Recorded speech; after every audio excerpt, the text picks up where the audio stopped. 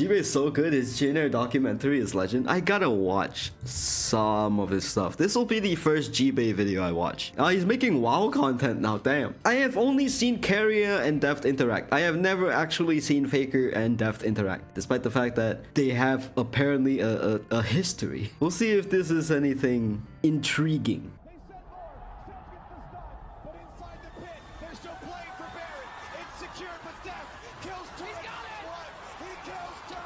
2022 again.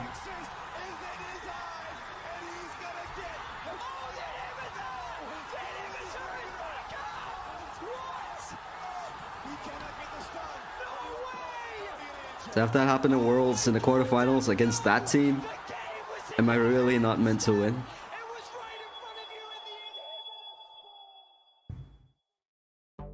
In October of 2022, there was a moment that occurred in the world of competitive League of Legends that was such a shock to esports fans, people nearly lost their minds.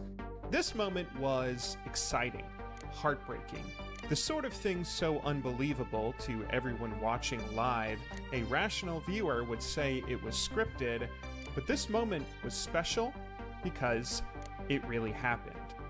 On the biggest stage in esports, two League of Legends players met up in bracket to determine a champion, but this wasn't just any old championship, this was the conclusion to a story decades in the making. Over 10 years of narratives and competition and grief and determination were shared between these rivals, all of which began years earlier, back when they were teenagers at their hometown high school. This is a story so remarkable, you probably know at least some parts of it already. But even that is so, true. I can say with a bit of confidence, it's a story that's never been told quite like this. Oh, Deft gets grabbed, and that could be deadly. They're going to drop the solar flare, but Deft doesn't make it out. Hard back up now. There's a nice take. It really does make me wonder, whenever people do documentaries like this, do they just have footage saved up in their drives from like way back in the days, or do they have to dig through all the archives, ask all the people they know who are like league historians to get footage like this? It's insane, right? I mean, games are publicly available. A lot of the world's games back then you could still access. It's the other things, right? The media days, the interviews, the stuff like that, that's kind of a bit lost to time. Maybe it's all available in the league channel. I don't know. It's a lot of just like asking the right people who know the right things, right? It's hard work. I cannot imagine how long this whole documentary took him to make. I feel bad watching this. I'm just interested in knowing all the finer details, that's for sure. I'm not necessarily a Dota historian. I know a lot of things in Dota esports because I just kept up with it for however many years, and I am able to recall certain things when it comes to certain moments. If you ask me to make a rivalry video on Dota, maybe not for me. My video editing skills are way too limited compared to these. Oh, there it is. Flash and Deft with the room pressing. Oh, the Q lands, and that's going to be the kill. Ult not needed. Faker. I'll be watching the first two parts of this for now.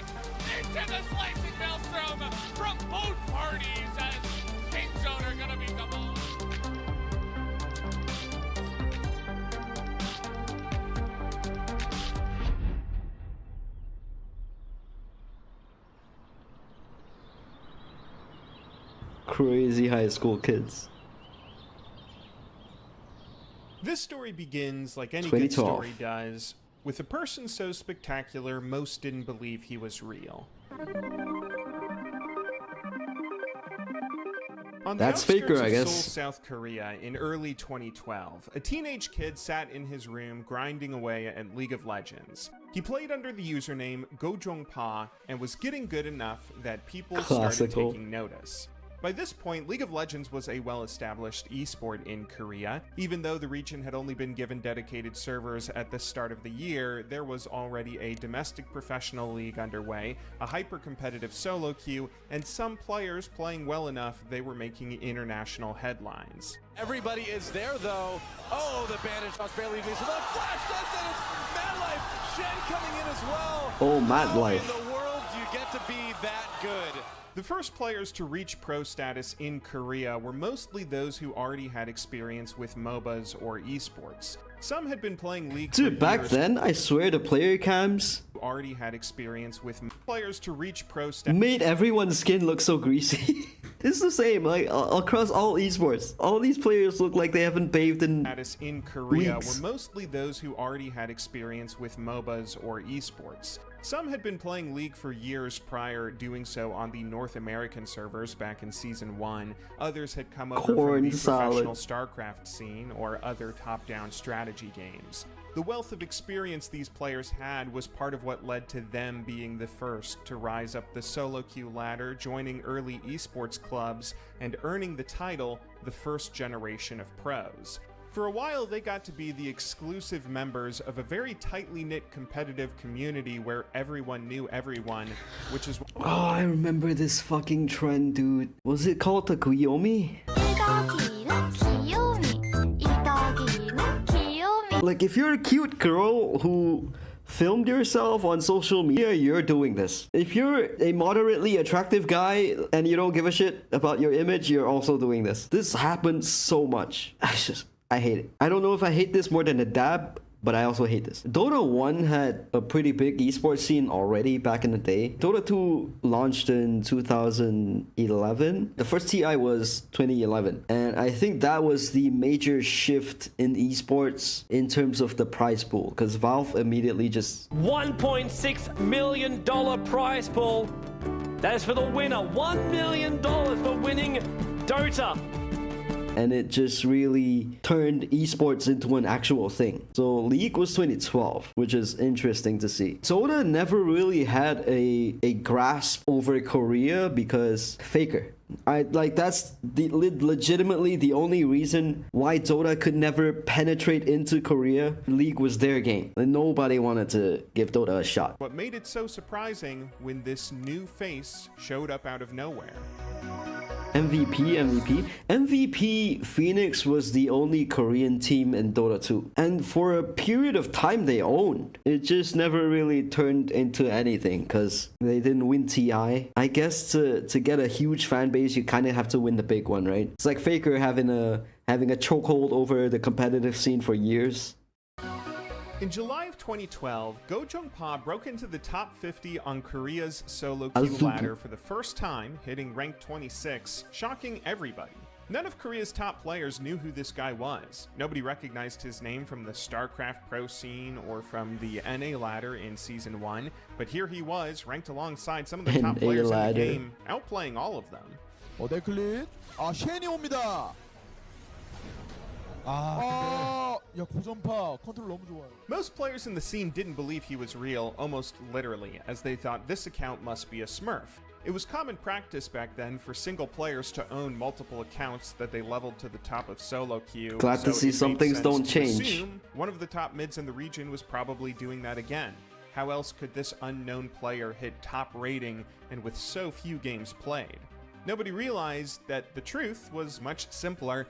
This was just a kid, a teenager, who had recently been filled with dreams of trying to go pro himself one day. 1 month after cracking top 50, Go Jung-pa continued his climb, hitting rank 6. And as the Damn. rank 1 player was signed away to a team, that made this solo queue star the highest rated player in the game not already associated with a pro organization. Of course, he didn't stop there. By the end of the year, Go Jung-pa was rank 1. It was toward the end of this grind that everyone came to realize this player wasn't a smurf, but instead a star in the making.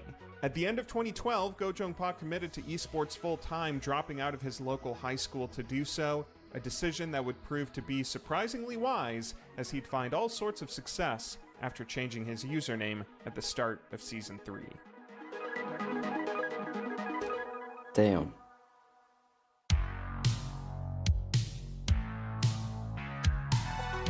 When clubs realized the rank 1 player on the Korean server was a promising unsigned prospect, every pro team in Korea started throwing offers his way, in part because he played the most important role in game.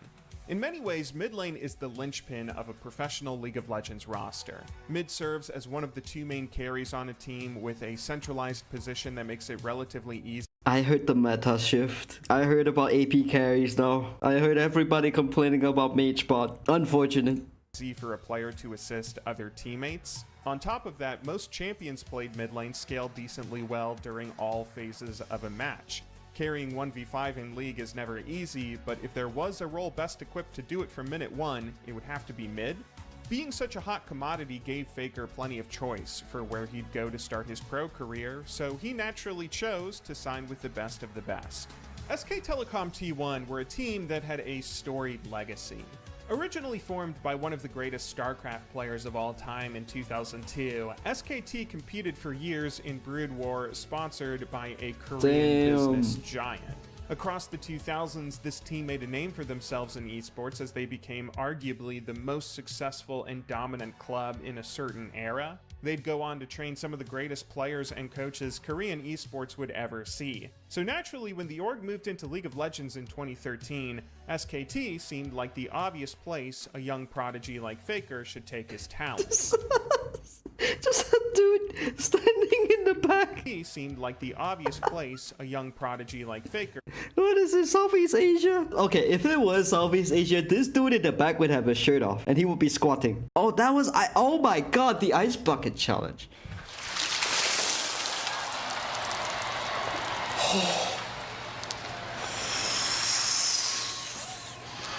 What?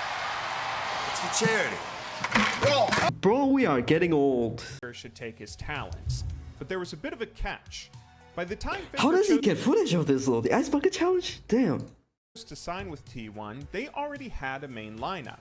SKT had signed a lot of talented first-generation Korean pros, building a super team that was already competing to win a title in Korea's top league, OGN Champions.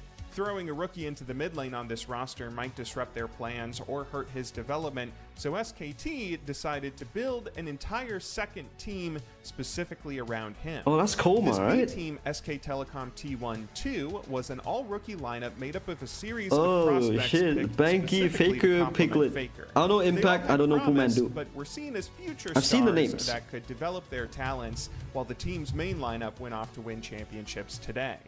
Even if they were meant to take things slowly at first though, nobody on this roster did. In their first ever competition, SKT2 played well above the organization's expectations as they won a qualifier that placed them in OGN Champions right alongside their sister squad. That, of course, meant Faker was about to make his professional debut much faster than anyone anticipated. Not only that, but his first ever series would be one hell of a matchup as SKT were drawn to face CJ and Displays, one of the most talented teams from OGN last year, with a mid laner many thought was the best in the region. Between the pressurized environment of their competitive debut as well as the skill of their opponent, most spectators thought this SKT roster would have a bit of difficulty at the very least in this high-stress game. That's what made it so shocking when Faker did this. I was curious to see how well Kevin Beck would do in this lane because he's been typically Literally. Whoa, Ambition! What? Faker just executes Ambition in that mid lane. Oh, you just stop paying attention. Actually, Look at this. A big tower dive. They're going to come down this bottom lane, Captain Jack the first target, and Lustboy's not going to escape either, I don't think. He's going to flash. Maybe looking away. No, there's a spear. A double kill for Faker. What a statement by this solo queue hero. Man. And it's going to be 2 more kills for SKT. They're going to go after these Nexus turrets. It looks like the game is over. So despite some, a little bit of a tense moment for SKT, they're going to I'm just looking at Faker to see what he does. Game 1 against CJ Blaze. Doesn't really do What anything in the an last impressive clip. Start for these guys. SKT obliterated Blaze in their OGN debut, mostly off the back of Faker. It was a shocking performance that instantly got everyone hooked on watching to see what this squad would accomplish for the rest of the split, and they did not disappoint. Across the rest of spring, SK Telecom T1-2 won nearly every game they played, finishing group stage in first place, easily qualifying for playoffs, where they continued their dominant run, sweeping another top club, Najin Shield, in their first best-of-3 series. Oh, when your junior squad is outperforming the main squad, feels bad, man. Sisters beating the brother. There's a lot of players in a lot of esports that you're not gonna remember the names of, right? Well, not necessarily their contributions, but their results are not as big as a team like T1s and the roster of T1s. And it is sad. Imagine being like the 99.99 percentile of human beings, or was it the reverse, the 0.001 percentile of human beings, and you still get forgotten. That's sad. They only finally appeared mortal in semifinals when they lost 3-1 to a team named MVP Ozone, which sent them to the third place match, but they bounced back there, 3-0ing that series against CJ Entus Frost. This meant Faker, in his debut split, had qualified for Korea's top league, escaped group stage, swept his first ever best of series, and finished with a top 3 placing. And Any beat the rookie shit putting out up of that his performance in their debut main would team. instantly be heralded as a well-deserving star, but for SKT, this would be their worst result all year. It was such an explosive start to his career that rocked the world of Korean esports. Onlookers almost forgot to notice there was another Korean rookie that made his debut that very same split. Aw.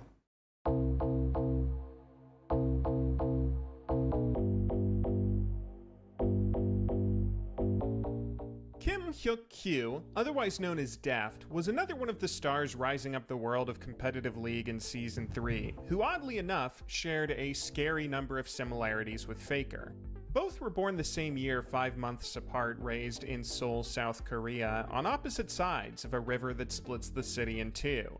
When they grew older, they each attended the same high school, and although they never had classes together, at 16 years old they both dropped out to pursue a career in professional League of Legends. But while Faker appeared to be a naturally gifted superstar, seemingly destined for greatness, Deft had a much harder road to take.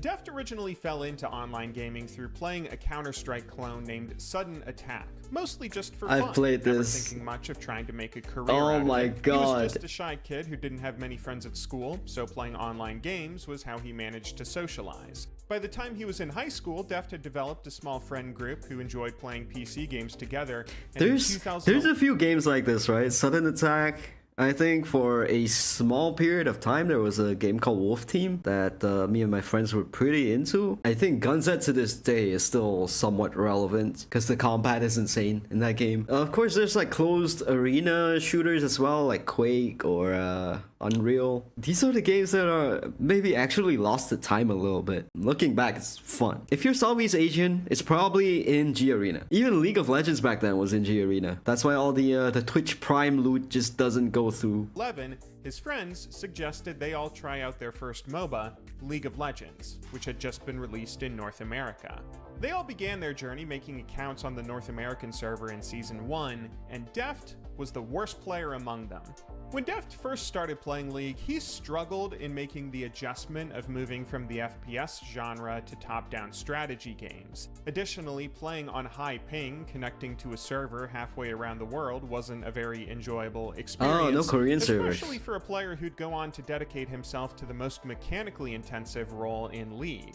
AD Carry is the other damage-dealing star for a team opposite mid lane, although one that's a bit more finicky. ADCs play on a much more remote corner of the map with less opportunity to roam and help out struggling teammates. Additionally, most champions played in the role start off matches relatively weak, not able to do too much until they scale to their true potential in the later stages of a game. You don't roam. People roam to you, and you die. Although Deft may have started off as one of the worst players in his friend group, he wanted to change that and began grinding away at League, trying to improve. He started to get better as early as Season 1, but his improvement really began to hit its stride when Korea had their own dedicated servers released for Season 2. Across 2012, while Faker was at the top end of the solo queue ladder, Deft was quietly grinding away matches in upper to mid elo. He still didn't have much thought of going pro himself, seemingly playing League for a simple love of the game. That all changed though when in pre-season of 2013, Deft shot up in rating to a point where he reached the top 10 ranks on the ladder. The moment he hit such high elo, OGN coaches began adding him in-game, asking if he wanted to try out for their team, which gave him the idea maybe he could go pro. Following in Faker's footsteps, Deft dropped out of high school much to his parents' dismay, Bro, joining imagine if Deadlock was a thing back then. He would probably go pro in that game. FPS plus MOBA. his first pro gaming team, the MVP organization. It was an exciting start for a player who'd go on to have a long career, albeit one that began somewhat slowly. Unlike SK Telecom, MVP were a club that didn't have much history to speak of. They were formed man, only a websites year back then, prior as dude. a StarCraft 2 clan, now dipping their toes into League of Legends. Additionally, by the time Deft joined MVP, the team already had a star AD carry named Imp, one of the top players in Korea. He was piloting the organization's main lineup, MVP Ozone, and was looking like one of the brightest stars in the team. This meant Deft, like Faker, would be relegated to the squad's rookie B team, MVP easy Blue, which saw a pretty brutal opening year of play. In their first splits, Blue struggled heavily as the team failed to find coach any now, sort right? of chemistry with their all-rookie lineup. Across spring 2013, they'd wind up dead last in their group, well below their sister squad, as well as Faker's SKT roster. Being a League Pro could be pretty brutal, which almost gave Deft feelings of regret, thinking maybe dropping out of high school to play video games wasn't so smart. Not only was the life of competition, practice, and coaching pretty fierce in Korea, but since he was just a rookie, Deft's salary was crazy low, leaving him so poor he wasn't able to buy fast food without asking his parents to lend him money. That 2013 spring split provided some unexpected motivation though, as that was the So there's a lot of esports orgs that take advantage of people, right? Especially back then when esports was first established and it wasn't really regulated or anything yet. I don't know Korea, like if it's different or anything. There's a lot of predatory orgs that just sign players to super long-term contracts that you can never get out of, and your salary, your base pay is complete ass, and your winnings, like the dividends of the winnings, is also a complete ass. That saw MVP Ozone topple SKT in semi-finals. Ozone then went on to win that season's Korean championship off the back of their AD carry Imp, providing Deft with a bit of inspiration. If the team's sister squad could go off and win a title, maybe Blue could too. Soon, Deft was taking all the advice he could get, particularly from Imp, who was happy to give him tips, especially after a couple of drinks. Remember him coming up to me after he was drunk and say, "Hey, let me tell you something about how to play ADC." He was sometimes a one-on-one tutor. Only when he was drunk. Mostly. Everyone knows that Imp was so good back in the days I received valuable advice. And from then onward, Deft started improving a lot. Across the rest of 2013, the young AD carry began pulling off a few moments of brilliance. If you watched a Random Blue series that year, you'd likely witness at least a few awe-inspiring plays from Deft, who started putting everything together to a point where he was outplaying a few of Korea's top stars. And Zephyr coming in, and they're gonna knock Chunyan back in the box. Oh wow, he actually gets him. Deft may be able to finish Gorilla off too. It looks like he will. Oh, it's so close, but there's a missing shot for the double kill for Deft.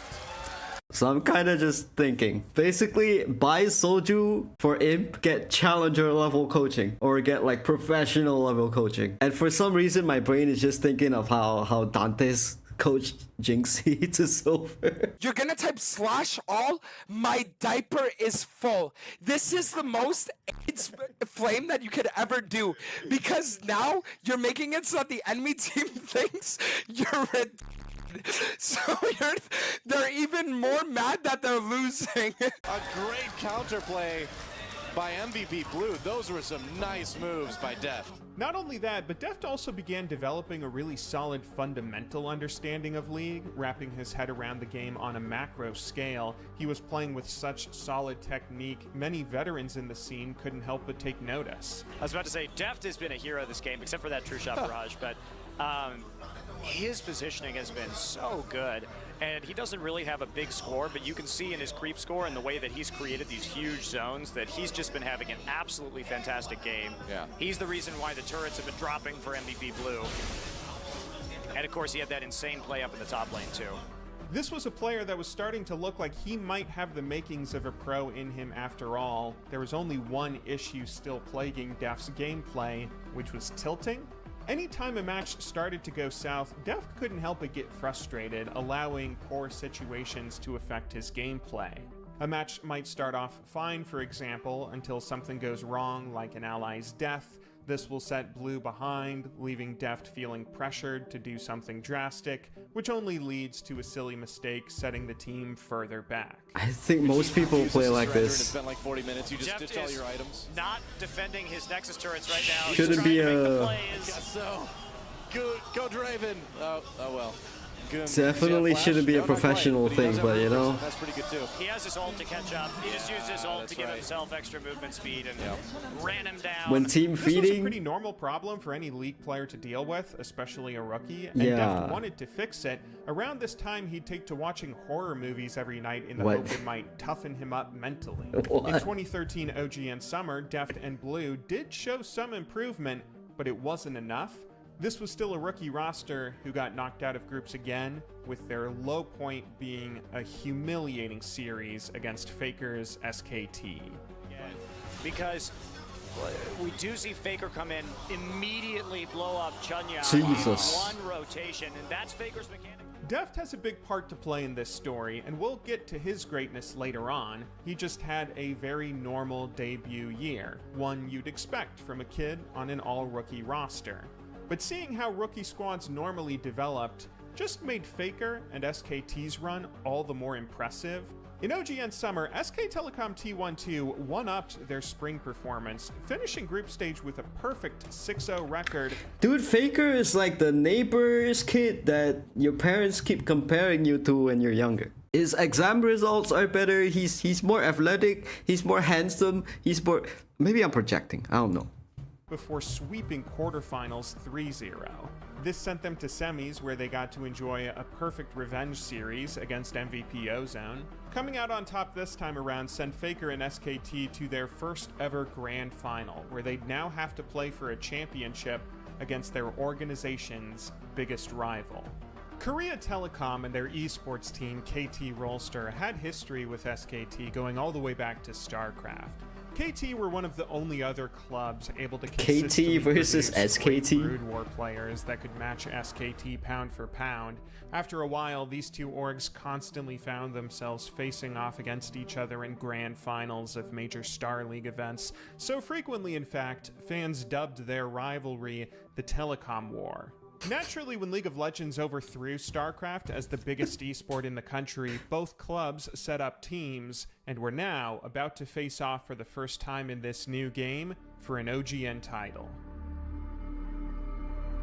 And here he comes to try Here he comes. Yeah, Score, Arcade shifting away. And they're waiting. There's a snowball on the Mafia. Will they get it? Will this be first blood? It will be, but it will be for Score. They trade. But it's going to be a jungler breaker. Oh, a double kill for Score. A huge beginning for him. Piglet having to use his ultimate to get away. Coming in and just 100 to 0ing people. And that's going to set up a dragon. Insect, he may go in. He might go in. There's a crow storm over the wall with a flash. A huge I don't know what happened, but it happened. Immediately, SKT on the run. A double kill for Tristana. Piglet showing that they're still dangerous even when they're this far down. Yeah. I feel like if they... and here Whoa, comes Score. here comes Score, yeah. Coming in over the top. Impact is right there, though. Needs to be careful. He Gets does killed take down by a Piglet. super minion, actually, and that'll be it. That is definitely... Finals started off lopsided, with KT taking the first two games of the series, threatening a sweep if SKT didn't get their act together. For any other rookie team, you'd expect them to fold under the pressure, because after all, they would now have to reverse sweep if they wanted to win. Of course, Faker was up to the challenge. While they were low, but instead, Piglet and Oh, here we go, the all-in on Ryu. Death Mark has been activated. Ignite helps him get the kill. The turret not quite. I would have died 3 times there. Speaking, going for it. SKT comes in, immediately takes down Ryu. Jumping onto Kakao, he's the next victim. Score and Mafia not lasting. A great Syra ultimate. Double kill again for Faker. And it is an easy ace for SK Telecom. Yeah, Mengi comes in on Insect. They're going to do some damage to him. Faker rushes in. If they can get Zac out of the way, and they do, what a huge move. Suddenly, the support's in a bit of trouble. Ryu gets taken down. This is SKT's fight. Goodbye, Score. Double kill for Faker. Score in the back lane. Score has to back off a bit. Kakao very low. Mandu coming in over the top. There's Piglet jumping into the base. trying to do the damage. The crescendo hits everybody, but it's too late. Piglet already has a double kill, making a triple kill. And there's the coach, there's Coma, looking at his team, looking at the team that's going to force a game 5. Kova's just like, this player fucked up at this time. He missed the CS at this time. This could be improved at this time. You shouldn't die at this time. He's just writing shit down, man. Zero expressions on his face. Pulled off comeback victories in both of the next games to knot the series up. It's like me. Sending the Orgs into a final Game 5 tiebreaker. In OGN at the time, there was a rule that stated all Game 5s would be played in the blind pick mode rather than draft, meaning there were no bans and teams could simply pick the champions and compositions now it's all fearless, they thought were right? best. This meant there was a possibility that both teams might end up picking the same champions in the same roles, which occurred twice in this Game 5. Both top laners picked the meta tank Shen, and both mid laners picked the hyper carry assassin Zed. As the final match began, everyone in the world was watching to see who'd end up as Korea's champion. The game swung back and forth for a while, leaving viewers on the edge of their seat. Game's gotta be disorienting as fuck. When Faker pulled off the greatest outplay in League of Legends history. You have just Faker nightmares. You wake up in a cold sweat. You're like, Faker's behind me. I know, right?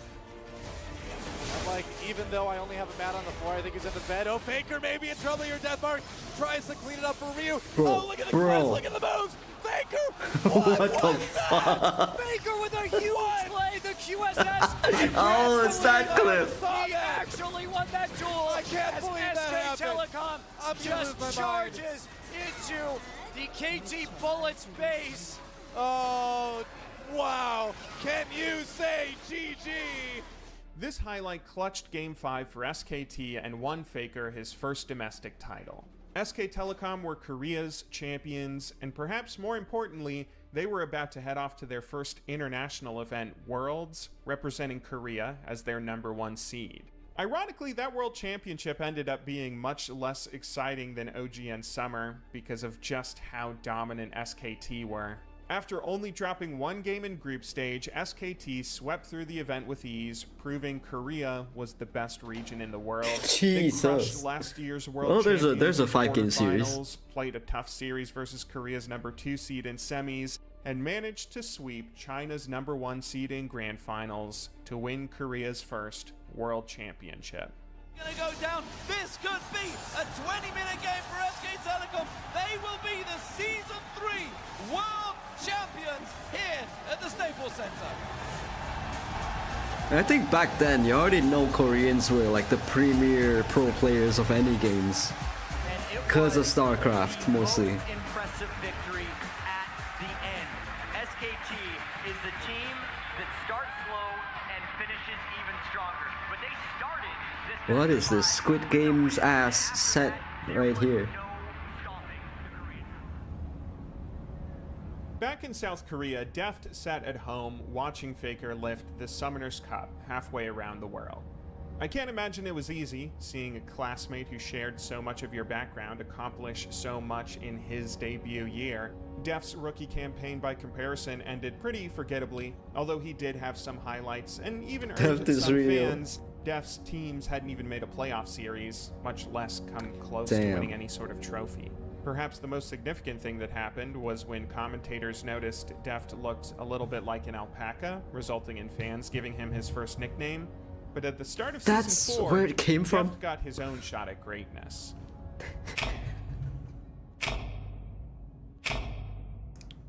Why? Going into 2014, MVP sold their League of Legends division to Korea's richest company, the Samsung Corporation, who went on to rebrand the teams under their flagship, now named Samsung Galaxy Ozone and Samsung Galaxy Blue. Ozone were still considered the main lineup for now, but it appeared as though Samsung wanted each roster to be equally competitive as they completely rebuilt Blue around Deft. This new lineup didn't have much time to practice together, as the first tournament they'd compete in, the 2013 World Cyber Games Korean qualifier, occurred just 2 weeks after Worlds ended. Here, the rookie squad was thrown into the fire immediately. Just like Dota, no off seasons. Their sister team in the single elimination bracket. Nobody thought these fresh faces had much of a chance, but in a surprising turn of events, the rookie team upset the main roster in a narrow 2-1 series. This sent them to semifinals, where they'd now have to face off against the defending world champions, marking the first time Deft and Faker squared off in a full series elimination match. SKT had just won Worlds. Nobody expected Blue to play up to their level, but that's what made it so surprising when the series kicked off, with Faker getting solo killed. There's a Cocoon. Bengi gets jumped on. A lot of damage put on him by Spirit. He needs to save power to the wall, but there's Repel chasing him down. Bengi in a bit of trouble. Can he catch him? Can he get the execute? Forces the flash. Meanwhile, Pawn 1v1 Faker. The unkillable Demon King. I gotta see the replay of that. Killed. This is look at what happened. Faker from full health as well. Yeah. And Faker comes in with the auto harass. Oh, he's playing as Orianna as well. Trying to wait and see what happens. Whoop. Okay, so Faker tries to. Oh, he plays way too aggressively right here. He gets hit by a lot of that minion damage, and Pawn just turns around and hits him with a point-blank spear to the face. One of the players Samsung had signed for Blue was a mid laner named Pawn. Originally playing under the username Wan Sok, Pawn had spent the previous year competing for an... What the how did go? That's how I'm choosing to read this. Ain't no go.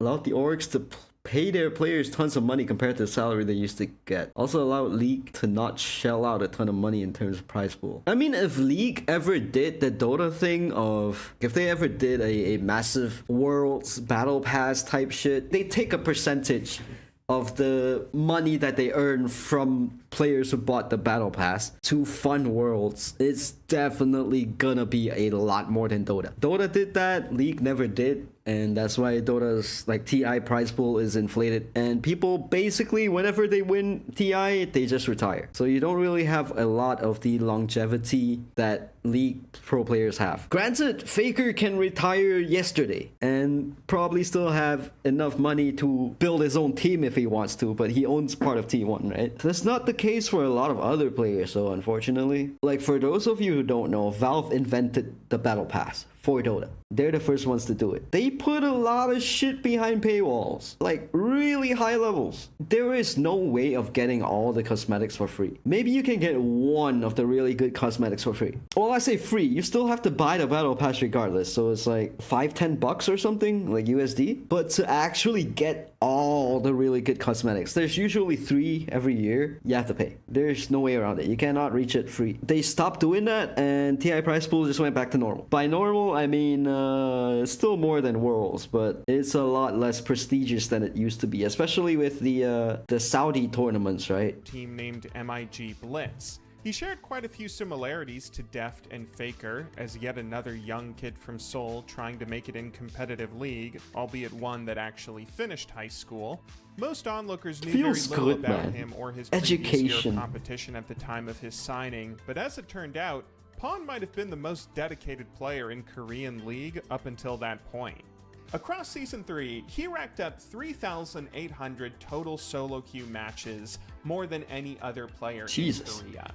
That number averages out to just over 10 games a day, every day, for a full year. All that practice paid off as he showed some flashes of brilliance with his amateur team, enough to get him an offer playing for Samsung Blue. And in this series against SKT, he played out of his mind. In order to pick up that second kill and make Oh, sure that... Faker gets taken out by Pawn again. He's going to get out. Well, that surprised me again, and wow, Faker not having the best game, but Pawn absolutely dominating him. Yeah, really nicely done. He's going to go down for sure. Meanwhile, in the bot lane, goodbye, Spirit. Another kill for SK Telecom. Pawn. There's the Ignite, the level 6 finally up. Double, triple kill! No way! Pawn! Pawn is the new Faker. I guess this is going to be a 2-0 for Samsung Blue.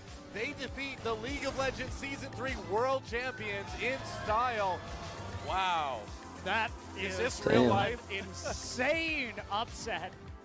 League fans across the world were stunned. I mean, these sort of things happen, right? If you win the big one, you might not feel the fire that you felt when you were trying for the big one. I don't know if these tournaments, like, they take it as seriously because it's only a couple weeks after. So they might be tired. It might be an obligation to play these tournaments. They made it to finals, though. I don't know their mentality heading into this. So yeah.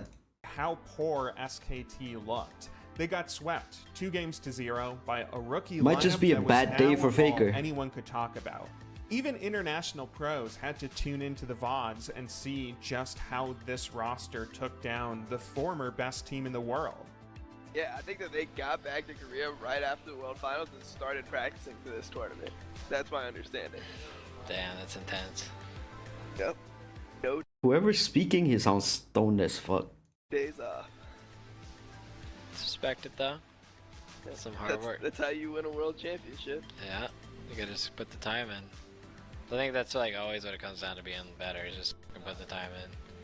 Not only was Pawn looking like one of the next great mid laners about to conquer Korea, but Deft was also playing much better himself, giving Blue a deadly two-pronged attack. As time went on, fans eventually learned Bro, these carries logos, struck up they a really look close. atrocious. Holy. These carries struck up a really close friendship, which probably helped Deft and his tilting issues quite a bit. As a kid who originally got into League of Legends just as a way to have fun with friends, I'm sure it meant a lot to him developing his first close pro friendship in the esports scene. With Samsung taking down SKT, it sent waves across Korea. This was a roster made up almost entirely of young, talented stars. No first-generation pros. All these players were so new, they still had their best days ahead. Realizing they were witnessing the birth of a new generation of star, Korean fans gave this roster the nickname the Crazy High School Kids, and they might just be favorites to take the next Korean title. WCG ended Sounds like a with Japanese losing band. a narrow 2-1 series to CJ Entus, but even with the slip-up, many still thought they were the squad to watch for the next Korean split, OG and Winter. This season started off a little unlucky for Blue, as they were drawn into arguably the group of death, but after splitting all their games 1-1 and securing a spot out of groups with second place, many were still very excited to see what this roster could accomplish in playoffs. It looked like this was finally Deft's time to shine in the spotlight, until Samsung Blue were drawn to face Faker in quarterfinals.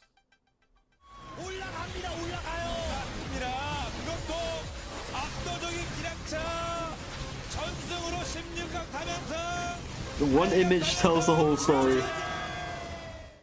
Faker reminded everybody that SKT were the team to watch in Korea, as Samsung Blue were swept 3-0 in quarterfinals. SKT went on to win this entire Winter Championship without dropping a single game in group stage or bracket. Perhaps out of a desire for revenge, though, Faker's best game all split came in this series against Blue, when he did something almost cruel against Pawn.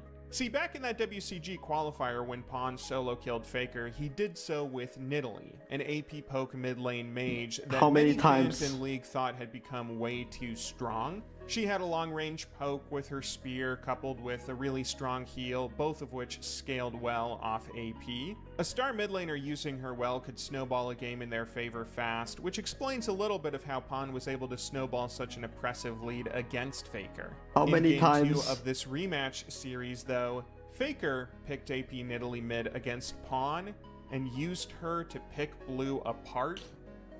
How many times is Faker gonna fuck him ass? Forward, look at that, just, you know, catching up with his spear like you do. And What in the fuck happened there? Oh man, What is this? The damage on the spears, dude.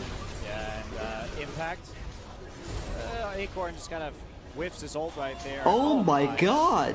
Very nice. Nicely threaded. I mean, Faker hit pretty much everything this game. The skill shots were just, oh my.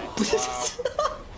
I mean, it's just like a Dude. non-stop highlight reel. Faker killing people with spears like this one. Death, more than half of his life left. Doesn't matter. Goodbye.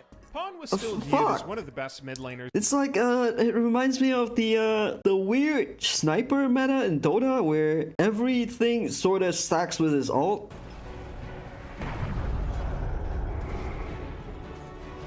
Radiant's top barracks are under attack. Except this is a skill shot, right? You still have to hit the skill. In Korea, but was now squarely behind Faker in their quickly emerging rivalry. In response to the setback, Samsung presumably felt as though they had to do something to keep their teams competitive against SKT. So they decided to move Pawn to the main lineup, swapping mids. Deft was separated from his friend, as Samsung seemed to be reminding everyone Blue were just the B team to train stars for their main squad. I don't know what the players on Blue were thinking at the time. Nobody other than the lineup themselves will ever know for sure what their emotional reaction was to this switch. It's never fun to be the little brother who has to sit back and see your sibling always stealing the spotlight. So perhaps it was this move in particular that set a fire under the team, because after this roster swap, Blue couldn't stop winning.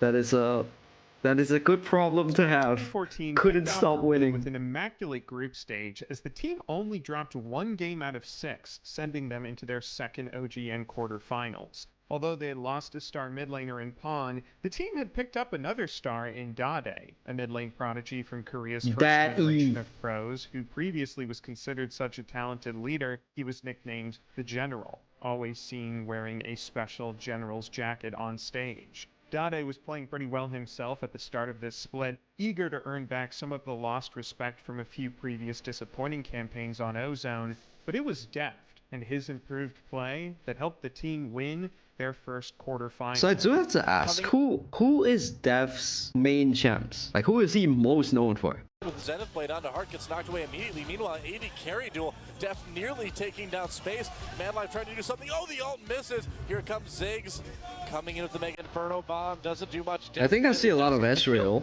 On the Madlife, though. Maybe Tristana. He hit 2 people. He nearly killed space with that True Shot Barrage too. It was actually incredibly well aimed. Whoa, Coco gets knocked out. Spirit there's the pulverized Deft coming in to finish it off.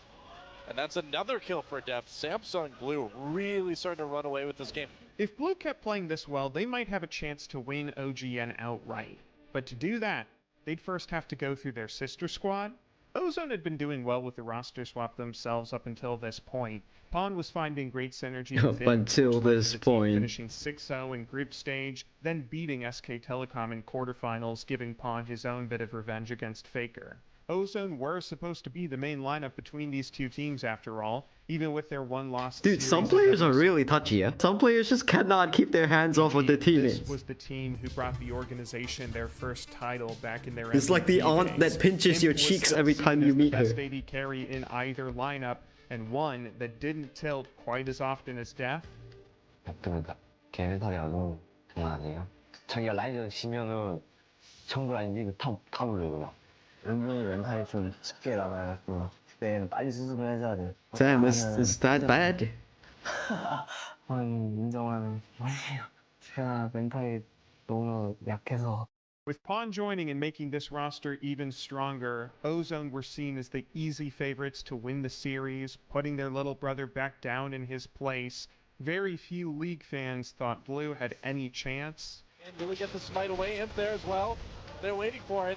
Red Buff still not taking. Spirit a bit low. Spirit has the flash. Oh, they slowed down with the briefcase. They're coming in. A lot of slows. Oh, but Dade comes from the outside. Looper extreme. Oh, there's first blood. Going to Imp already. Looks like they'll trade though. Yeah. I like how all the champs I don't even recognize, but I recognize Mundo with his briefcase. To spot Imp. There's the Ignite. Dade coming into Solar Flare. So's on Dade. Dade gets the ultimate though. Oh, he doesn't kill him. No, he does kill him. And now Dade fighting with Mata. He's going to get another one. Jesus. 2 kills and Loopers. No Spirits there. Yeah, Spirit has to come in trying to help, but Deft may be in trouble. There's the Glitterland. Deft getting low. He pops the heal. Can he get out though? Trying to flash away. He's trying to make it. Oh man, first blood goes with the TP. Yeah, but That's a cock ball, right? Spirit, a triple kill for Spirit. There's that tidal wave engage again from Renekton, and Dade gets a great ultimate again, gets out of the fight, comes right back in, onto Imp, onto Pawn, 2 kills already for Deft. This is it, it's gonna be an ace as Looper tries to get away, another double kill for Spirit. They'll let him go.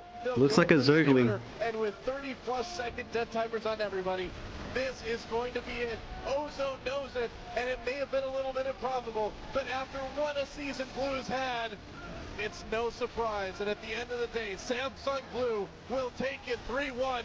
They are going to the Champion Spring Grand Finals. Samsung Blue Bad sent puke on the Ozone off ground. incredible play from the team top to bottom. Dade was the superstar everyone Who's couldn't your stop daddy? talking about with his highlights on Yasuo, but Deft had his Daddy's own impressive home. moments, particularly with his mental fortitude. Ozone took game 1 of the series in pretty dominating fashion, the sort of stop that normally sets players on tilt. Yet Deft was unaffected, helping to carry the next 2 games to easy victories. Looper gets himself caught in the end, and Deft should be able to finish him off. A missing shot, one more. Oh, there we go. Okay, he's going to get Red a buff. Yep. With Blue up 2-1, Ozone responded by picking on Deft in Game 4, as if they were trying to make him tilt through constant ganks and harassment, but he never let the pressure get to him. Samsung Blue finished out the series with a victory, coming out on top, and sending the team into Grand Finals. For Deft, slaying his sister squad was the toughest part of this playoff run. In Grand Finals, he played lights out and won his first Korean championship. I never took Deft for someone who tilts. Looking at his, like, just from what I've seen, right? Worlds 2022, he just seems so chill.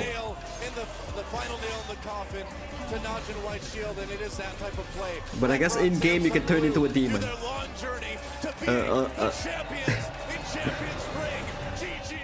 An endless tilting mountain. Star. It was just the mental blocks holding him back, which seemed as though they may have finally been vanquished. The Samsung organization was so happy to see both their squads performing at a top level, they even went so far as to rename them to Samsung Blue and Samsung White, symbolically showing they were now on the same level. In the following summer split, Blue continued their momentum, storming through the season with more great performances. They topped their group stage for a second straight time, followed it up with more victories in bracket, until they managed to face off against their He must get insane followed it up with more headphone in bracket, dent, until they managed right? to face off. Just look at how puffy his hair is. He must get insane dents. Against their sister team in semis once again, and once again, Deft played lights out. Oh, here we go, Danny. They're going in. Acorn getting back. Dade gets pushed out of the fight by Motto a little bit. Deft doing a lot of damage. Everyone flying in, a lot of AoE, and Deft on the outside doing tons. Dade, Pawn, the last one standing, almost. Looper, of course. Say his name like it is. Say it like it's intended. Just say Daddy. And that will also be the game. Samsung Blue coming back for a 3-1 victory over their sister team, Samsung White. They're going to the finals for the second season in a row. And they're going to leave Korea as the first seed. They are number 1. Blue crushed White 3-1, solidifying they had become the better roster, and possibly the best team in Korea. They narrowly stumbled in Grand Finals, losing their last series, but that actually didn't matter too much, because with their Grand Finals berth, Samsung Blue had just earned Korea's #1 seed for the 2014 World Championship. Faker had his world title, now it was Deft's turn.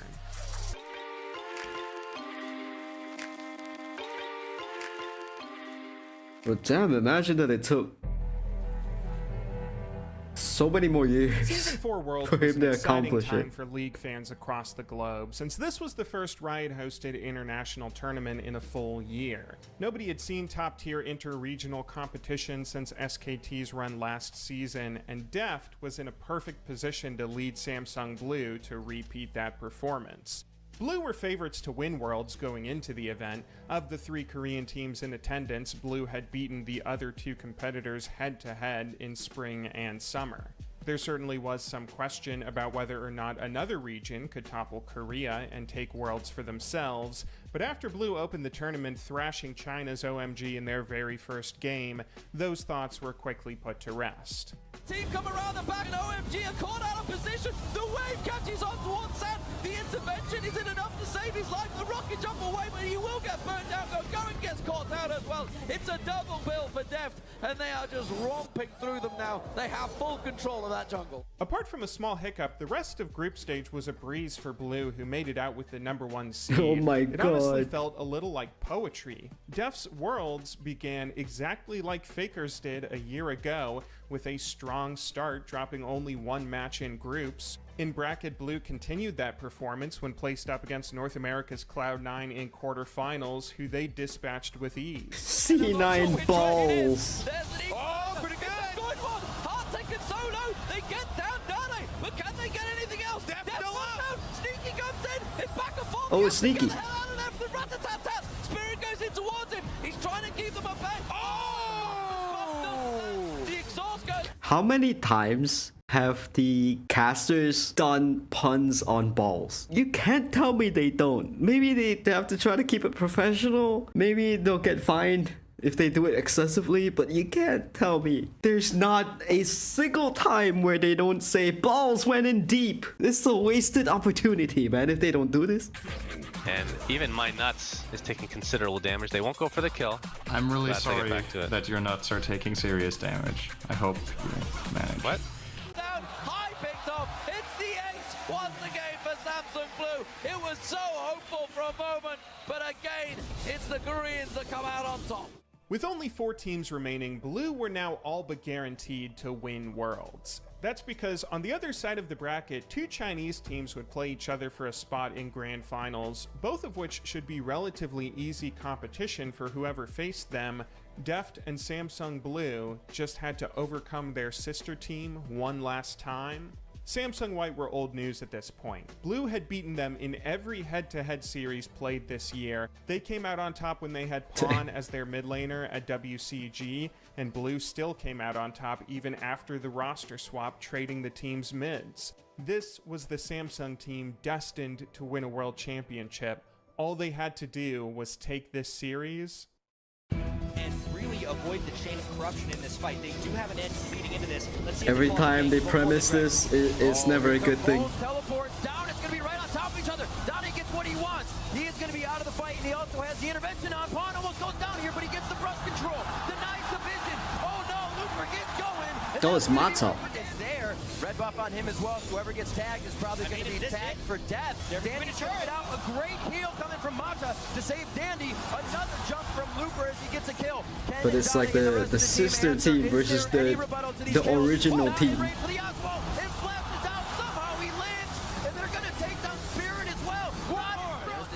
The one time it matters, they can't do it. Deft gets hit up. There's no peel for him. Chain of corruption did go out, but as soon as Looper is let out of that prison, he is just knocking down the walls and finding more kills. A double for him. Another ace for Samsung White. It's almost a 20,000 goal lead at 26 minutes. At this point, Blue has absolutely zero chance of winning this game. Are they going to be able to get in? Danger. Dade's big. This is real danger. Dade is big. That's a kill. That was what?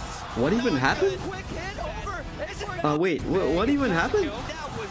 Are they going to be able to get in? Danger. Dade's big. This is real danger. Dade is big. That's a kill. Huh? That was what? Not good. Quick hit over. Ezra goes down. Dragon goes for Pawn.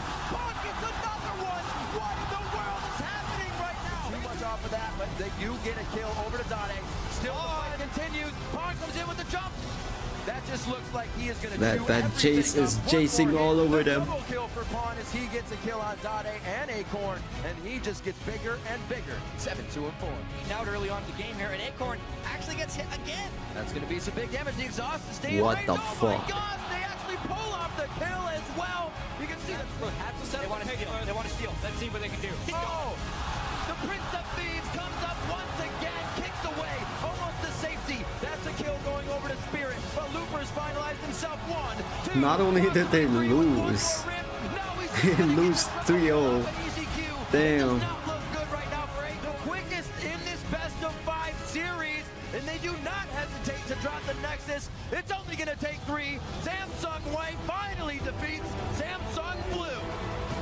And in such a remarkable fashion, 3 incredibly one-sided fast games. They do it in such style, picking Akali in the top lane, Cassidy in the top lane, Assassins in the mid lane. Really, anything they felt like playing is what it felt like. To finally defeat the Deft was like trying his hardest not to pull a puppy there. team they could not get past. In this way, is legendary. In an upset nobody predicted, Samsung White came out on top. Blue didn't just lose, they got swept, 3-0.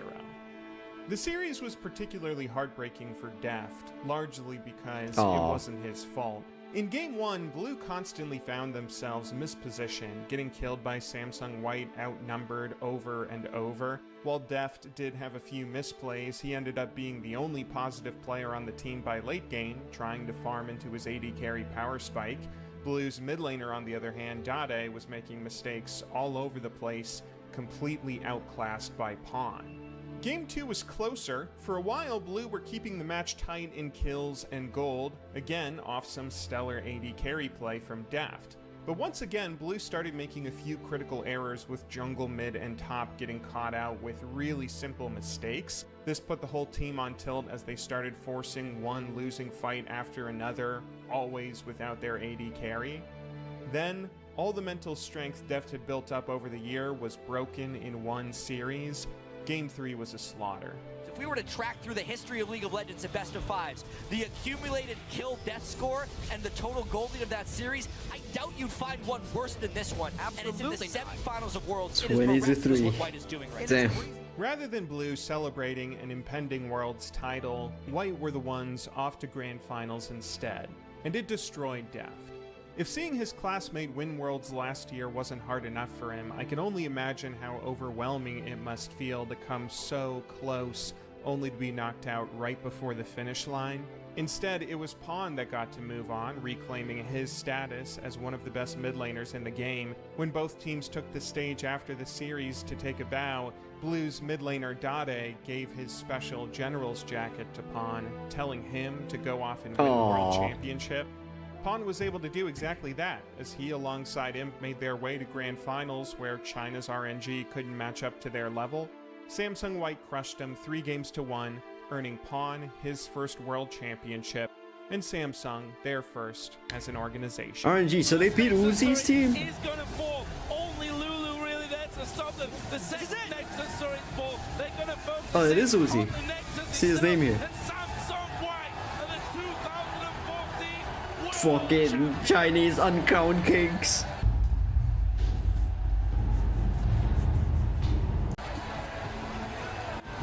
What a sight.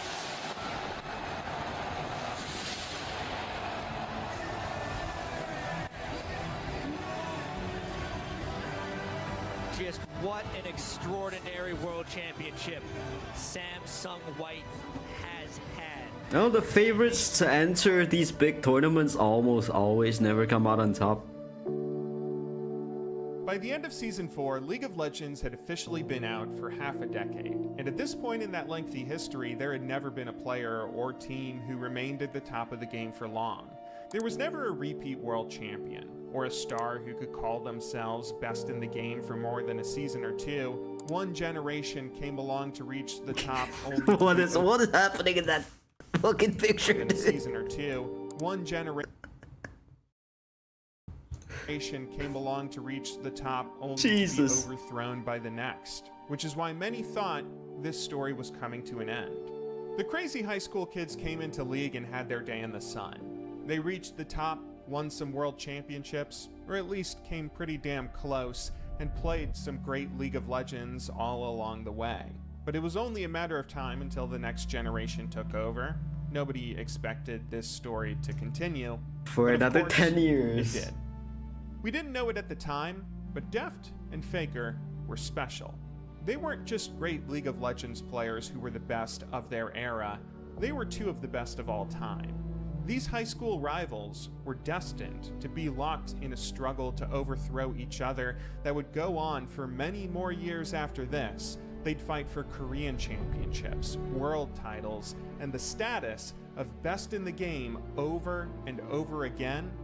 In fact, they're about to face off at an international grand final. So, where on the podium would Deft be in terms of some of the best players of all time? Because obviously like Faker's number one. A lot of people have been saying maybe Carrier is approaching that point because like he's super consistent, he's super amazing and all that. Would Deft be a name that you would consider putting in the Hall of Legends? Above players like Reckless or Double Lift or other names that I know off the top of my head. To constantly see him being compared to Faker, right? It's obviously gotta suck for him. For 99.9% of us, if we're ever approaching any sort of careers like this, we're gonna be the Defts. We're not gonna be the Fakers. So like Deft is relatable everyman. For you guys right now, if you were able to pick the next Hall of Legends like inductee, who would you put if you are able to choose? Where Deft will make the riskiest gamble in League of Legends history.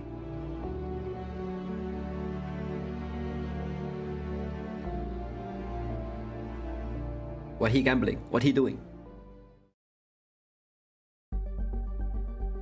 It almost can't be overstated how disappointed Deft was following 2014 Worlds. His team, Samsung Blue, came in as the #1 seed from Korea. The overwhelming favorites predicted to sweep their way to a title just as Faker, his high school rival, had done a year before. Yet somehow, not only did Blue fail to win it all, they were eliminated by their sister team, a roster they had repeatedly beaten all year long, except now, when it mattered most. It was a shock to spectators, although there were some warning signs Blue weren't quite so unshakable. Earlier back in World's group stage, on their opening day of games, Blue played an interesting match against a team named Fnatic. This was Europe's #2 seed that had historically been quite good, but who were having an up and down year. Most spectators didn't think Fnatic would be able to put up much of a fight against Really Blue. young Reckless, I think. They did more than that. Before all the tattoos. There's the second Nexus straight. Peke using a last second Nexus. Fnatic are fighting here. Is it going to go well for them? Is it going to go their way? They finish it up, and Fnatic take down Samsung Blue. Samsung Blue were obliterated by the scrappy European squad, which proved to be the first signal something was wrong, and it rattled Deft. Damn, he's young Deft there. was seen on stage with tears welling in his eyes. It looked like this loss undid all the hard work he had put into conquering his volatile emotions. It was possible the early disappointment could have sent Blue on a downward spiral of tilt, ending their season with an even earlier exit from Worlds. That is, if it wasn't for a kind opponent who approached Deft with some positivity after the game. Aww. I saw Deft crying after the game, and I really respect him, and I went to him after the game and I gave him a hug and I said, shit happens, you know, like in the end, life continues, you will do better next time, and I think he was really grateful for it. 되게 착해요. 착한 부분 때문에 친해지게 됐고. Reckless was Fnatic's AD carry, a rising European star at the time that shared a surprising number of similarities to the crazy high school kids of Blue. Just a few years prior, he was in their shoes. Holy shit, he's a baby here. Himself to competitive League of Legends full time. He's like Sumail in Dota. His goal was to one day grow into becoming one of the best AD carries in the world, which is why he found so much inspiration in Deft. Well, I guess it basically all started last year. My eye catched him, you know, along the way when I was looking for people to look up to. I was a big fan of him. I even named one of my accounts like European Deft. He thought that was super cool. So he like actually reached out to me and added me on the League client when we went to boot camp in Korea. So for me, that like made me feel really appreciated, you know, as a person and as a player. League of Legends is a famously taxing experience on its players' mental health. This just reinforces the fact that out of everybody I've seen so far in League of Legends, like streamers, content creators, fucking co-streamers, whatever, I think my favorite person is Reckless. I think he's just chill. He's super composed in most of his games and his playstyle. I just love watching his ADC gameplay, and that's pretty much where I learned a lot of what not to do and what to do, even though the champs he plays are completely different than what I'm playing. Which is why the friendships Deft makes over the course of his career will be an integral part of his development. Making connections through gaming has always been an The important part of alpaca. his journey, and I'll tell you right now, Deft only finds success when he's surrounded and supported by teammates and friends to rely on. That's what made it so sad. This connection led to a terrible heartbreak. Oh no. Oh no. Why you gotta say this? I mean, it's competition. Eventually, you just gotta go against one another. After 2014 Worlds, League of Legends experienced what came to be known as the Great Korean Exodus. At the start of the 2015 offseason, foreign markets of North America, Europe, and China all began making such large free agency offers to top Korean players. Actually, yeah, most left their I've home heard region. this. China in particular had developed a genius idea where major live streaming services teamed up with LPL clubs to create the kinds of offers Korean pros couldn't refuse. Yeah. The idea was an LPL team would make a free agency offer in conjunction with a live streaming website for a particular pro.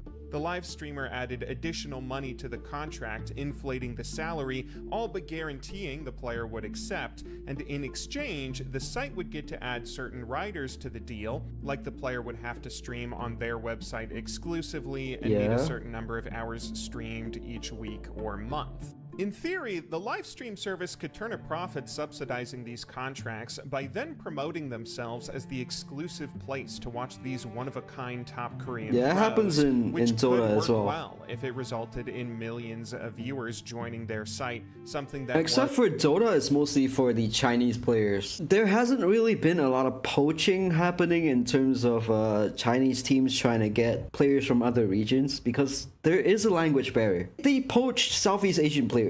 Because Malaysian players and Singaporean players, we are able to speak Chinese. Two cases I can think of at the top of my head. One is Black, who is a European player. He went to join Vici Gaming for a brief period of time. But he also joined the team alongside Ice Ice Ice, who was a Singaporean player who was able to speak English as well. Then there's Sumail, who I compared to Young Reckless earlier. At the time, I think he was already a pretty seasoned veteran and he joined, I forgot what team it was. Maybe it was Team Aster. They actually did pretty good, all things considered, with the language barrier and everything. Somehow they managed to communicate. I think there was one Chinese player in the team that was able to speak English and tell him stuff that the team wanted to convey. Nowadays, especially, because I think the China scene is dead in Dota, the Southeast Asian players who are really fucking good, they'll go to Europe. The North American players who are really fucking good, they'll go to Europe. It is mostly only Europe versus CIS, which is like Russian teams. China teams are still in the competition, but it just feels like they're forever known as the Uncrowned Kings. Ame is still competing. Ame is who I compared to Uzi, but there's an entire list of Uncrowned Kings in Chinese Dota. Possible with China being the largest region in League of Legends. I'm not sure it's clear how well this business strategy worked out for the websites, but this system did a phenomenal job prying away big names from Korea. Yeah. Faker stayed with SK Telecom, turning down some $1 million offers to do so, but he was pretty much the only one that did. Yeah. Virtually every other big name star left in the Exodus. I even heard including the entirety Doran of was Samsung offered. White. Fresh off their Before World he joined Championship, T1. Samsung's players were some of the hottest free agents Paige on the as well market. was in Plenty of Chinese China for a clubs bit. started throwing inflated contracts their way, hoping to convince them to join the LPL, which they all did. For all the power and wealth the Samsung Corporation had, they apparently weren't willing to spend any of it to keep their League of Legends division around. As a result, the defending world champions disbanded, a sad development for anyone hoping to see them try and repeat a title. Deft in the meantime was still recovering from 2014 Worlds. Losing in semifinals to his sister team and friend was almost too much to bear, as he later stated that was the worst moment of his entire career.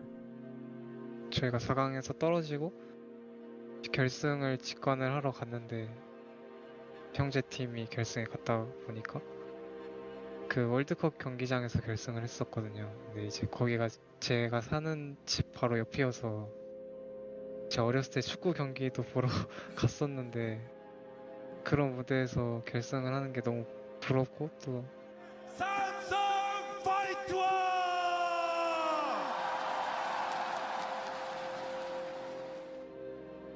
그 1경기를 보는데 저희 형제팀이 너무 잘하는 거예요. Oh, this is really bad. Pawn's come up from the mid lane as well. There was the teleport coming in. Pawn, he may just be going down on this one. Who's taking up the turret? It was Pawn. He flashes away. 당시에 형들이 우승하겠구나 하고 보다가 뭔가 그 밑에서 보고 있는 제가 너무 되게 초라해 보여서 숙소로 가서 연습을 했던 기억이 있는데 Damn. 다시 그렇게 초라해지지 말아야겠다 하면서 되게 열심히 할 수 있는 것 같아요. Feeling frustrated at the blown opportunity, Deft wanted to do something about it, so for Season 5, he decided He probably couldn't find a game because everyone was watching Worlds. he would make the proactive move Trying to to solo leave queue. and start over with a new organization. 너무 분하고 이 삼성 화이트를 꺾을 수 있는 팀을 들어가야겠다 아니면 그런 팀을 만들어 봐야겠다.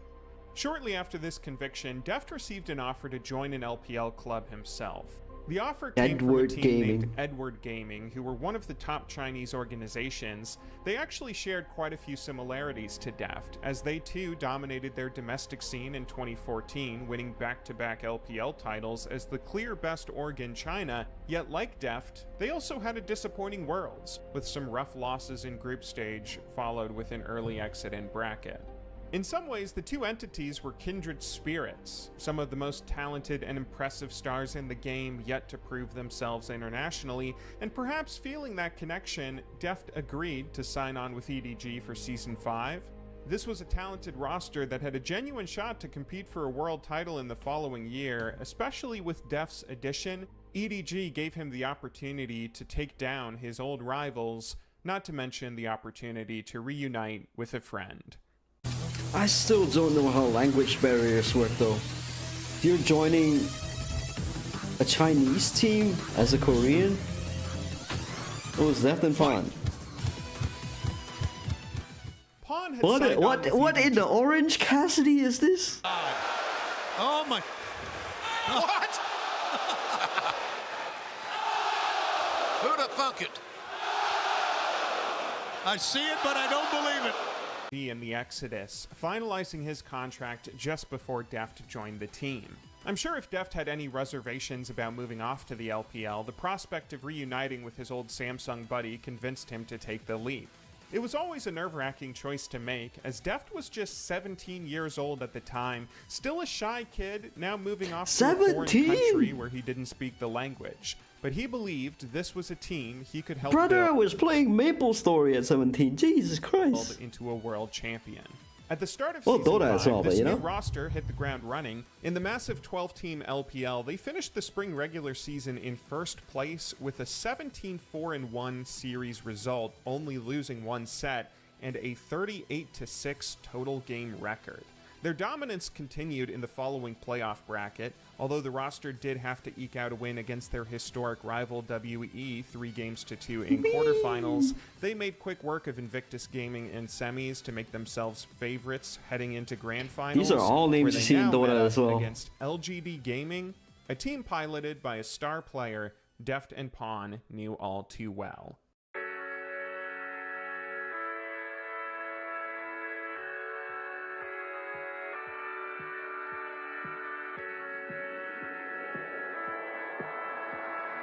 Oh, it's the touchy guy.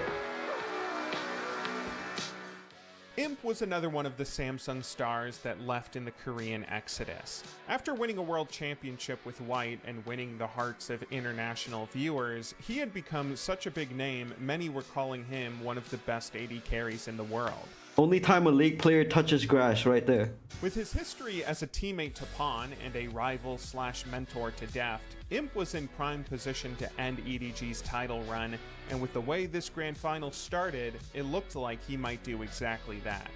With a teleport, we're talking about a lot of men. This wave's coming back as well. Now TVQ going to wrap around. That's good damage going through. The ulti going to look for a bit of flashes come through for Deft. Just missed the ulti, but the knockup coming in. First blood for TVQ as Akon come down here as well. EDG probably doesn't mind too much. Maybe now with Akon there. Dude, I thought his name LGBT. I mean, all the letters are there, but you know. actually just channels the ulti right on top of them. Takes a decent amount of burst damage with Aiko coming in. Massive Sejuani are going to catch them. Mako, TBQ almost dies, and Imp now has to run away. He's in trouble now. Koro coming in. Koro, can he line up the Mega enough? He's going into the form. He doesn't have his ulti or flash, sorry. And he goes back in. Akon gets low, but a kill there for Godby. Koro goes down. Deft will follow, and a massive trade there as already gets a double. The first 4 games went back and forth, with Imp constantly threatening to take grand finals, but Deft and Pawn were doing well fighting back. They forced a full 5-game series, entering the last match ready to play their best. The final game started off the same way the rest of the series had gone. I know Silver Scrapes is a thing for, like, generally everywhere, right? Does the Chinese casters or like the tournaments, do they play Silver Scrapes as well? Is it that significant over there as it is for the Western audience or the Korean audience? We don't have this in Dota. On with teams trading a tight lead back and forth. One slip up or mistake could be enough to swing this title one way or another in a very high pressure situation. The kind of high pressure situation EDG and Deft were perhaps known for choking. That's what made it so special when Deft and Pawn made it to late game and somehow did this. Here from LGD. They're on top of the Baron. There's the teleport coming through. Ultimate already in for Twist of Fate. He's so close, and Akon forced the pot late. Clearlove going back in. Akon around the side, but Deft finally makes it in. Godby getting tanked up as well. Clearlove actually dies as Pawn goes back in, and Mako's not here, and Deft now That's killed away. severe. Koro does so much work in the back line, but it might not be enough here. Pawn needs to find a kill to Infinity Q. It sets us out. Imp gets the kill. That's 2 kills. Deft goes back in, flashes aggressive. Pawn needs to kite away. Deft, what the hell? Gets a triple kill, gets the quadra, gets the penta kill. What on earth is going on? Penta kill from the Korean duo Deft and Pawn wins them this game. They still have a minion wave. Koro's still alive, and that should be it. What happened? One turret down. EDG are training down these turrets. Can they take out the game? PYL's back. TBQ's back as well. Imp is going in with EDG. They're committing. They want to go for the next. It's fine. They take it out. The once and future kings ascend again to the throne. EDG, your 2015 LPL Spring winners. Nothing is gonna beat the moment where the Nexus survived on 1 HP and the inhib respawned. Nothing's gonna beat that moment ever. LPL Spring Split. For a player who struggled with these kinds of situations, to get the perfect revenge against the star that knocked him out of Worlds, it must have been incredibly cathartic. But he didn't have time to celebrate because the job wasn't done. In fact, it had only just begun because this victory qualified EDG for the 2nd biggest international tournament in League of Legends.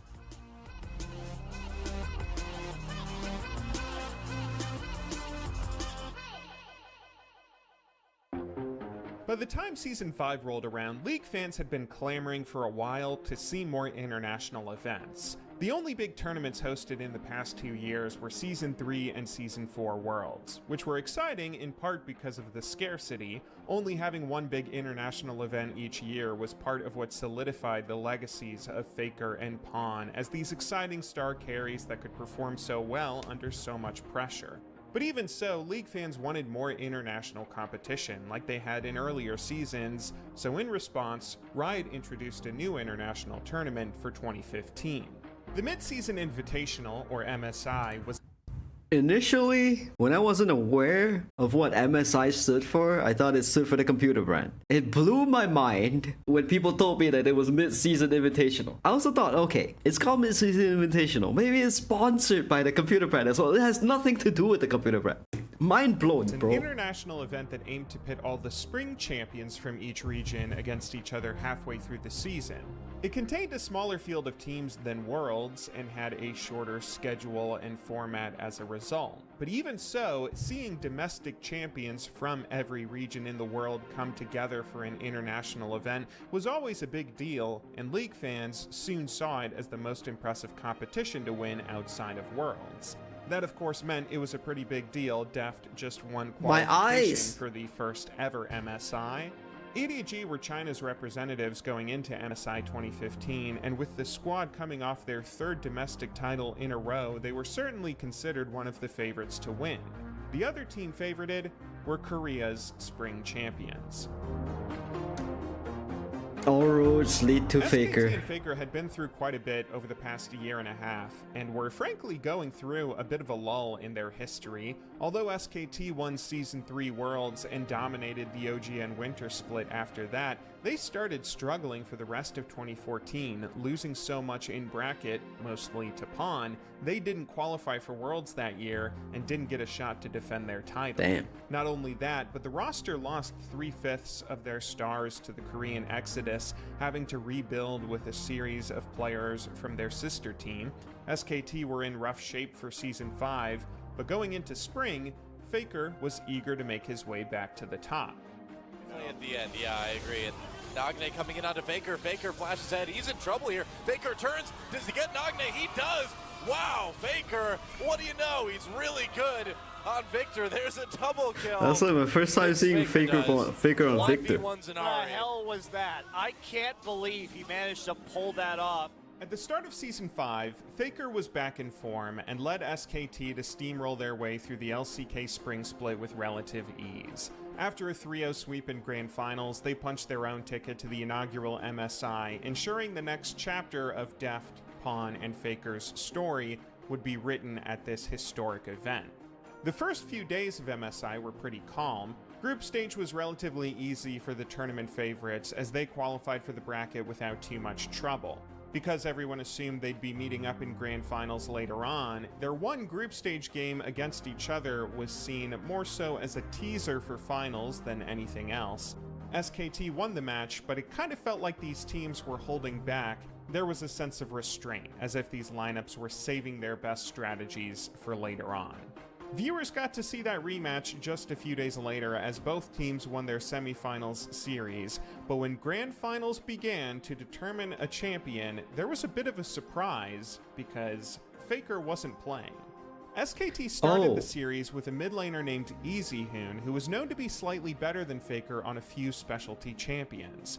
Eagle-eyed viewers may have noticed EasyHoon was an old friend to Deft, starting as the mid laner on the original MVP Blue roster before Pawn replaced him in 2014 winter. After Pawn came in to take his job, Easy moved off to SKT where he played on one of their sister teams, now rostered as the 6th man in this tournament lineup. I'm sure he was eager for this series, Faker as it didn't provided get to him his own play. opportunity for revenge, and in Game 1, he came out swinging on Cassiopeia. Extremely strong. His Annie is as well, which is why he knows how to play against it so well. Pawn getting stuck in the mid lane. EasyHoon actually hit him with a Noxus Blast just earlier to stop his back, and it results in the kill as Bengi comes in. SKT hit the ground running as EasyHoon led them to a crushing victory in Game 1. By the end of the match, he had a perfect KDA ratio, but it was only the start of the series. In Game 2, EDG picked Cassiopeia. Led by Pawn and Deft, they came back in a rebound victory that evened the series up 1-1, with Deft in particular starting to reach his peak level of play, as if he really wanted to win this championship. In Game 3, SKT ran it back with EasyHoon, trying to recapture some of the magic of Game 1, but Pawn and Deft were now in form, with Edward Gaming absolutely crushing the match in a crazy one-sided fashion to take a 2-1 lead. This is what finally brought Faker back into the series. Over to Clear Love, it's something they needed to get those stats in.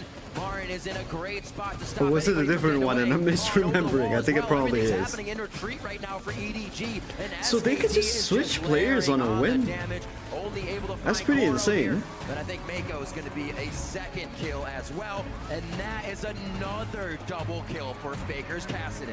Faker getting fed at this point, 5-0-6. This is when he starts just blowing people up.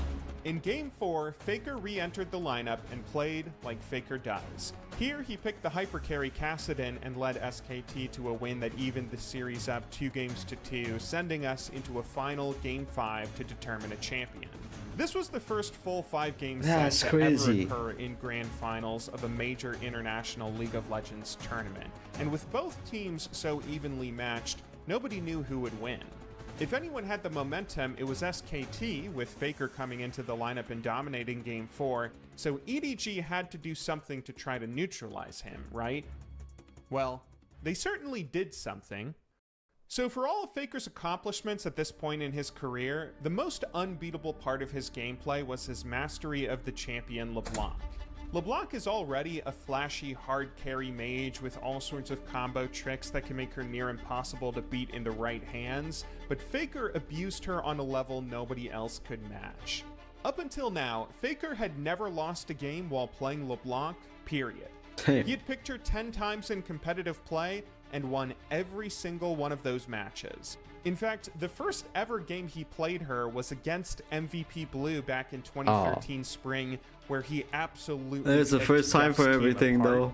They may decide to just dunk him under turf. They're going in on impact. Faker coming in, doing a ton of damage to Chunju, and Chunju's not going to get out of there. Oh, wow. Chunyang coming in. Can he catch anybody, though? Impact taking some damage. Repel coming down. Again, Chunyang just needs to get out of there. Flop. Oh, he gets the snare on Impact. They're not done yet. Impact has to dash away. Faker with the change. He's going to go in and assassinate. Jesus.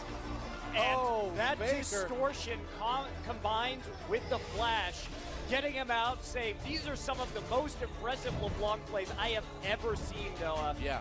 You can hear it in the commentary. Faker did things nobody else could do with this champion, all of which is to say, the very first step of neutralizing Faker, especially in this pivotal Game 5 to determine the first champion of MSI, step 1 has to be banning LeBlanc, right? There is so much pressure on these guys. You just can let be it the through. most seasoned veterans possible, but when you're in a situation like this, in the 5th game of an international tournament that had the #1 team from all the major regions around the world, and one pick and one game can change your destiny there, you have to respect LeBlanc. It would put a shock through just the mentality of everyone in that game. It is open now. If you miss those spells, you're in bad trouble. With Alistar, it's not as bad. Does he lock it in? Coma's right over the shoulder here, talking to Faker, saying, I don't know what he's saying, but if he locks it in, he's saying, play LeBlanc. Bengi's hovering the new. 18 seconds left on the clock. Faker, stone cold. Look, could he switch off it? Is he toying with everyone? Faker's LeBlanc, one of the best. Yes, He locks it in for Game 5. Faker has never lost with LeBlanc. There on is the a first time for competitive stage. everything. Instead of banning LeBlanc, I don't know how EDG this is went gonna for end, the though. biggest gamble in competitive League of Legends history. The team specifically baited Faker into choosing LeBlanc so that they could pick a series of champions that could, in theory, counter her. But Namely, they would sacrifice playing a full AP carry mid lane, instead picking the support-oriented Morgana. Pawn could use Morgana to mitigate Faker's LeBlanc if he played perfectly, but that meant EDG would only have one true carry played by Deft bot lane. This was insanity. EDG's composition would probably get an early lead. They were built for early games, so it shouldn't be hard to get some kills and early objectives, but the team would always be on a ticking clock. If they didn't get a big enough lead, or if they didn't win the game fast enough, they would almost certainly lose in the later stages of the match. And if Faker ever got going on his best champion, all in the snowball series comp, I would be guess. over. This moment was the most pressure EDG's players had ever faced. Statistical category farm-wise, which is what's keeping them back in this game. Right up against the turret. Is this the finalizer from Faker here? Can he clean up the fight? Koro a little too tanky for the damage they're bringing. There's the mirror image from Faker. He's just dancing around. Pulls back and Faker's good to go.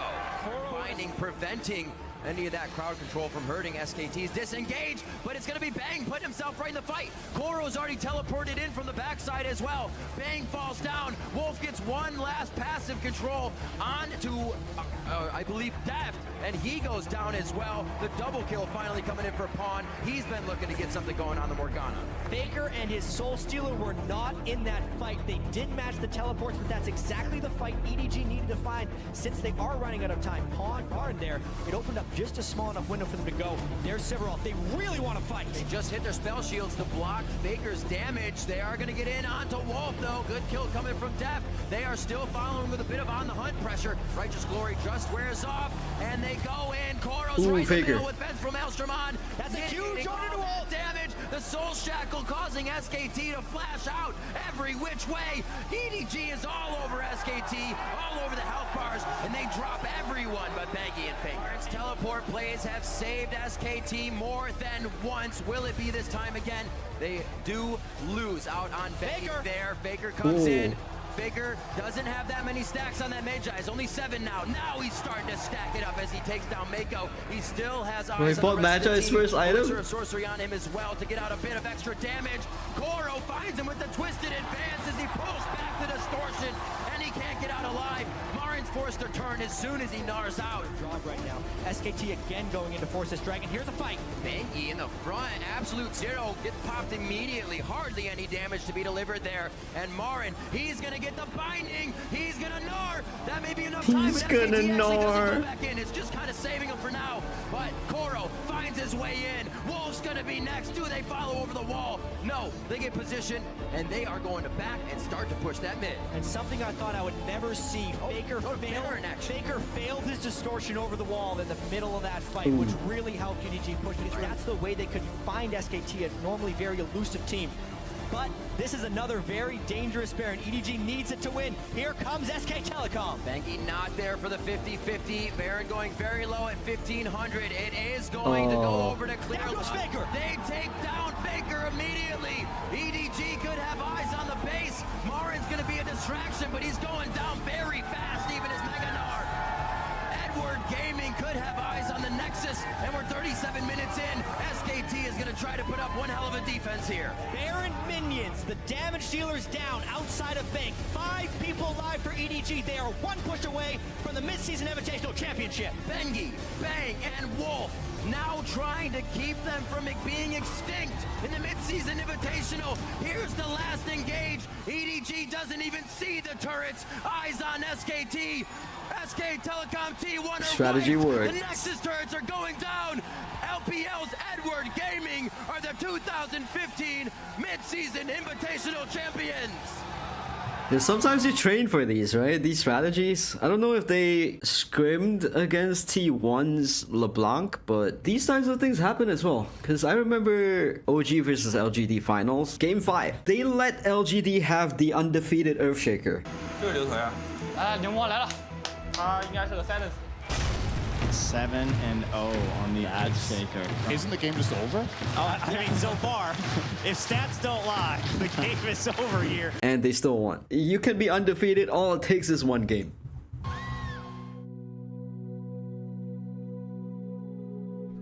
EDG had done it. They managed to outplay. In reverse of that, Liquid versus OG finals. Liquid let OG have their undefeated IO. In this game 4, Liquid, they have had the chance to switch it up, but is it good enough to beat the OG IO? He is 5-0 here at TI. No one has been able to beat him. And that didn't go as well. So SK Telecom. It could go either way. Now champions. The win was extra special for Deft, who overcame so many demons in this series. He didn't get tilted, he didn't choke. Even with all the intensity of the whole world watching, this shy Korean kid never let the pressure get to him. He played like the best AD carry in the world, toppling his high school rival. Feels good, man. And for a brief moment in history, Edward Gaming were the best team in League of Legends. Feels really good, man. After MSI ended, all teams returned to their home regions to play through the summer split. There were still domestic competitions to be held, but most competitive viewers were already looking forward to 2015 Worlds. After all, as impressive as Edward Gaming's MSI accomplishment was, you still had to win a World Championship if you truly wanted to be crowned the best. Unfortunately, EDG suffered from a bit of a post-MSI hangover. In the following LPL summer split, the squad continued playing well, winning their group in the regular season, but they slipped up down the stretch. In the weeks following the conclusion to the regular season, they opened the playoff stage by getting swept 3-0 to LGD and Imp, who went on to win that summer split. EDG had still made it to Worlds as China's #2 seed off championship points from their spring performance, which is really all that mattered. Making it to Worlds means you have a shot to win. It means getting to participate in the international scrimmages and competition, meeting up with players and teams you don't normally get to see, including all your old rivals and old friends. 일단 훈이 선수도 저한테 가기 전에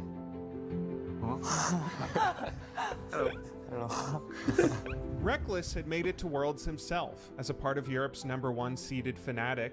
Although he left his team to play for another European roster in the spring split, he rejoined Fnatic in time for summer, which he then led to a championship and qualification to Worlds, meaning he got to meet up with his old friend for the first time since they had seen each other last year. 이게 작년에도 백크리 선수가 우승하라고 꼭 그랬었는데 제가 우승을 못했었는데 이번에는 꼭 둘 중에 한 명이 우승했으면 좋겠어요. Everyone was excited to see how Deft would perform at this event. Even as China's #2 seed, his team were one of the favorites to take home the title as defending MSI champions, and EDG were working harder than ever to make that happen. When asked about the team's training regimen in interviews, Deft stated, quote, "You practice till you drop. Everyone is pumped and competitive around this time. I went to sleep at 3 last night, and 30 minutes later, I was back up after I was reminded of last year's experience." This year was going to be different. Deft was the best AD carry in the world on one of the best teams out there. Sometimes doing these is like detrimental, right? I mean, of course it is detrimental in general, but it's detrimental to your mindset. You can't really focus on the game because you don't have enough sleep, and you get so anxious that once Worlds actually does arrive and you gotta play, you gotta show up for the games, yeah, you're not in the best state of mind or a state of presence, state of play. PlayStation. Let anyone stop him from lifting the Summoner's Cup, or at least that's what he thought until group stage, when he ran into a familiar foe. All roads lead to Faker. From SK Telecom.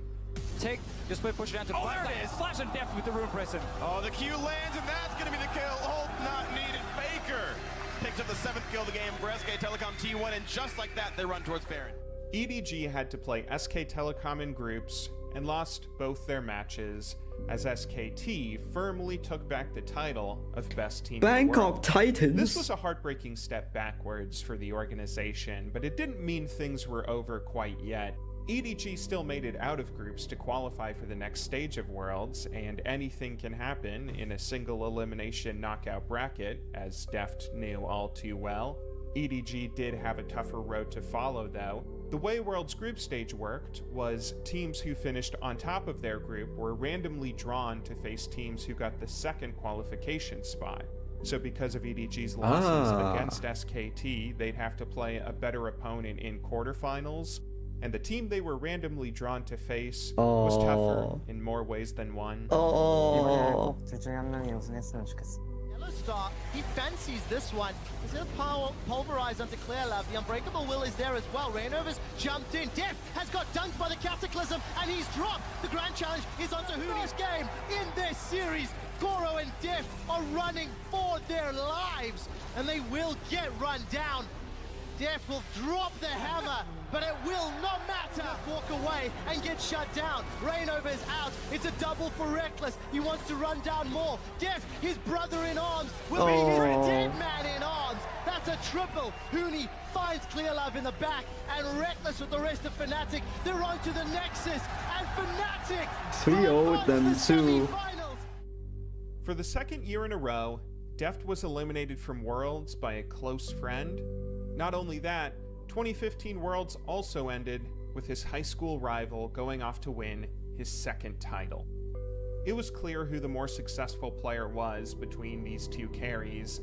Faker was the name everyone knew as the best pro in League. Deft might be a great domestic player, perhaps a top AD carry in the game, but for some reason or another, he was struggling to prove it on the biggest international stage. In League, the World Championship is everything. If Deft can't ever conquer this event, he'll regret it for the rest of his life, and it looked like Faker might always be showing up to take him down anytime he gets close. It's so not fair though. It's like being a piano player and you just learned how to play for Elise and you're being compared to Mozart. That's partly why, in the coming years, Deft was about to team up with SKT's biggest rival to build the most talented super team in League of Legends history.